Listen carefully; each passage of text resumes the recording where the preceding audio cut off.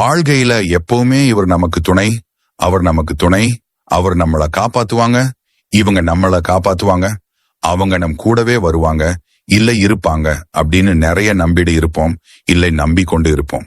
இப்படி நம்பி நம்பி நிறைய ஏமாந்தும் போயிருக்கோம். இப்படி எல்லாம் புலம்பாதவர்கள் யாராவது இருக்கிறாங்களா? அதுக்கு முன்னாடி உங்களுக்கு முருகன் ரொம்ப பிடிக்கும் அப்படின்னா நம்ம முருகன் ஆராதனை யூடியூப் சேனலை சப்ஸ்கிரைப் அப்படியே லைக் அண்ட் கமெண்ட் பண்ணிடுங்க, முருகன் துணை என்று. இவங்களை வாழ்க்கையில இவ்வளவு நம்பினேன், அவ்வளோ நம்பினேன், என்ன வாழ்க்கையில ஏமாத்த மாட்டாங்கன்னு நம்பினேன், ஆனா எல்லாரும் என்னை ஏமாத்திட்டாங்க இப்படின்னு புலம்புற எல்லாருமே ஒருத்தர் நம்ப மறந்துடுங்க. யாரு? நம்ம சொந்த கடவுளான நம்ம அப்பன் முருகன். கந்தன் தான் நமக்கு என்னைக்கும் துணை அப்படிங்கிறத ஏன் நம்ப மறக்கிறோம்?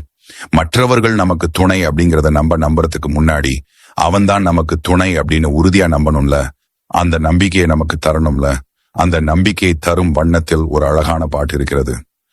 விழிக்கு துணை திருமென்மலர் பாதங்கள், மெய்மை குன்றா மொழிக்கு துணை முருகா என்னும் நாமங்கள், முன்பு செய்த பழிக்கு துணை அவன் பன்னிரு தோளும், பயந்த தனி வழிக்கு துணை வடிவேலும் செங்கோடன் மயூரமுமே.